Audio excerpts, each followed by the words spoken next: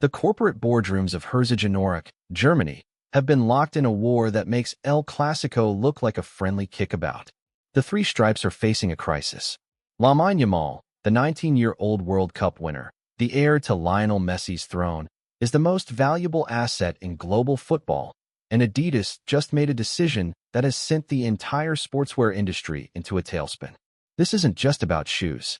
This is about the future of a billion-dollar brand and the legacy of the greatest young player on the planet. The whispers started months ago. Nike, the eternal rival, were circling. They were ready to poach Yamal with a contract that would make his current $70 million Adidas deal look like pocket change. But Adidas, desperate to hold on to their crown jewel, have just dropped a bombshell that changes everything. They have chosen their path. They have made their move. And the repercussions will be felt from the streets of Rocafanda to the boardrooms of Wall Street.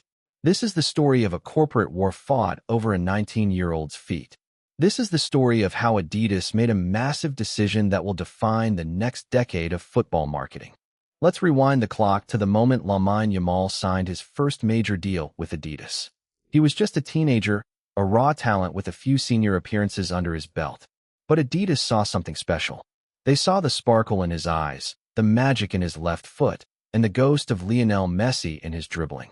They took a massive risk, inking him to a deal reportedly worth around $70 million over several years, with performance bonuses that could push it even higher. At the time, it seemed like a significant investment. But as the months rolled by, that investment started to look like the bargain of the century. Yamal exploded onto the global stage. He won the European Championships.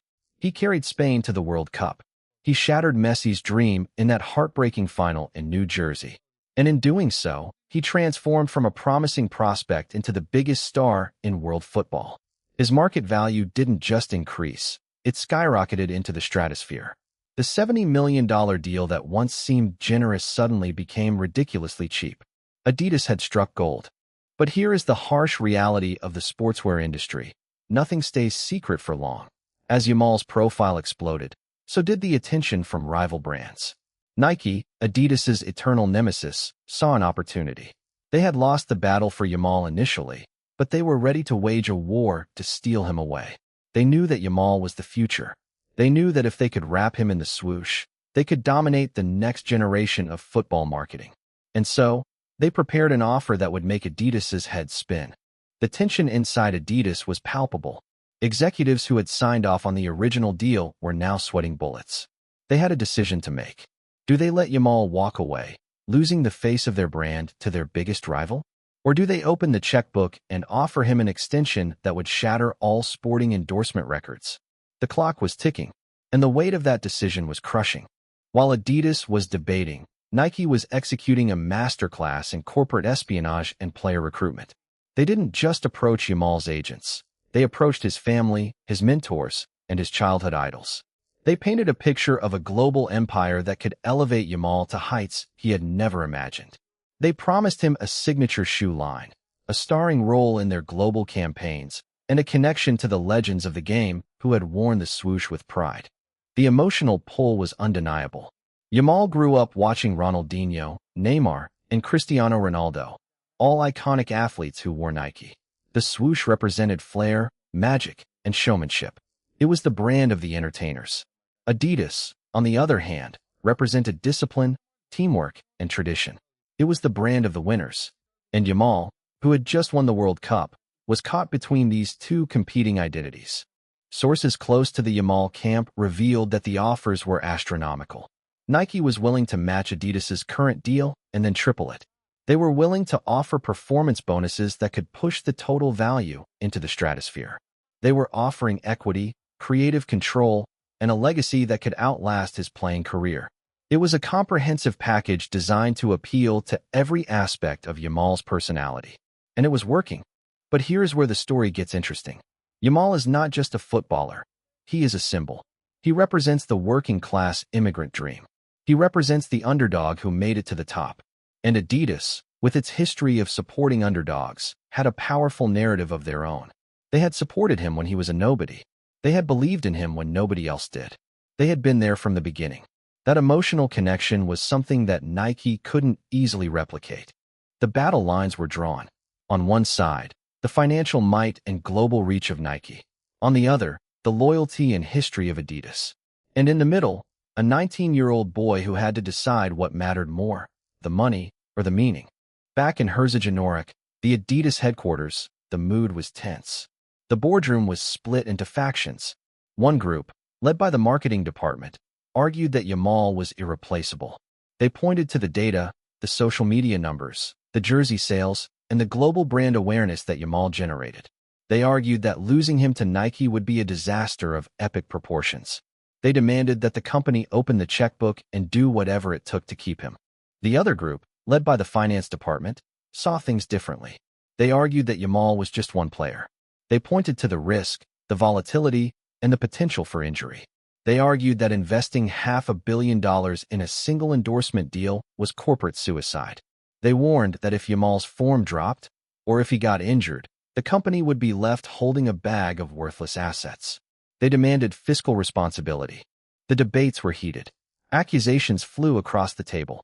Old alliances were broken, and new ones were formed. The CEO, who had been silent for much of the debate, finally stood up. He looked at both sides and delivered a verdict that would go down in corporate history. He argued that Adidas wasn't just a sports company. It was a cultural institution. It had a responsibility to protect its heritage and its icons. And Lamine Yamal was the most important icon of the next generation. He couldn't afford to lose him. The decision was made. Adidas would not only match Nike's offer, they would exceed it. They would offer Yamal a deal that would make him the highest-paid athlete in the history of the brand. They would offer him creative control over his signature products. They would offer him a stake in the company's global vision.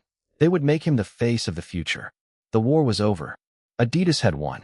But the victory came at a staggering cost. Despite the strictest confidentiality agreements, the news leaked. It always does. Within hours of the boardroom decision, a source close to the negotiations leaked the details to a prominent journalist. The story broke like a thunderstorm. Headlines screamed around the world. Adidas makes massive decision on Yamal deal. Yamal set to become highest paid Adidas athlete ever.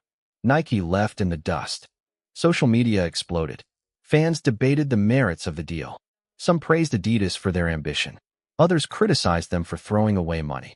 And Yamal, who had been quietly waiting for the outcome, was caught in the crossfire. He was suddenly the center of a global conversation about money, loyalty, and the commercialization of sport. The chaos was unprecedented. Shares of Adidas fluctuated wildly. Nike stock took a small hit as investors reacted to the news.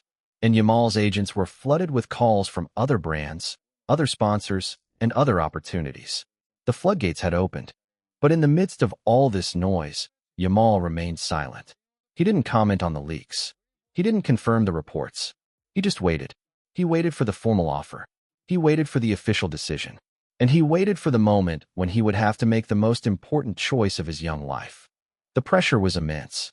Every day, new rumors surfaced. Every hour, new stories emerged. And Yamal, the 19-year-old world champion, had to navigate this minefield of misinformation and speculation. It was a test of his character. It was a test of his resolve. And it was a test of his loyalty to the brand that had believed in him from the beginning. Finally, after weeks of speculation, the official announcement came. Adidas had made their massive decision. They had offered Lamine Yamal a contract extension that would keep him in the three stripes for the foreseeable future. The terms were unprecedented. The money was astronomical. The commitment was absolute. And Yamal, after careful consideration, accepted. The news was met with celebration in the Adidas headquarters. The marketing team popped champagne. The finance team breathed a sigh of relief. The CEO released a statement expressing his delight. And the fans, who had been waiting with bated breath, celebrated the news. Their hero was staying with the brand that had believed in him from the beginning. But the story doesn't end there. This decision has implications far beyond the world of sportswear. It sends a message to the entire industry. Lamine Yamal is here to stay. He is not just a flash in the pan. He is not just a one-season wonder. He is the future of football. And he is building his legacy on the foundation of loyalty, hard work, and belief. The deal includes a signature shoe line that will be released later this year. It includes a global marketing campaign that will feature Yamal alongside other Adidas legends. It includes a commitment to grassroots football with Adidas funding youth programs in Yamal's hometown of Rocafonda. It is a deal that goes beyond commerce. It is a deal that builds a legacy. And as for Nike, they will have to lick their wounds and look elsewhere. The swoosh has lost the battle for Yamal, but the war is far from over. There will be other stars. There will be other opportunities. The business of football never sleeps. But for now, the victory belongs to Adidas. They made a massive decision. They took a risk, and it has paid off.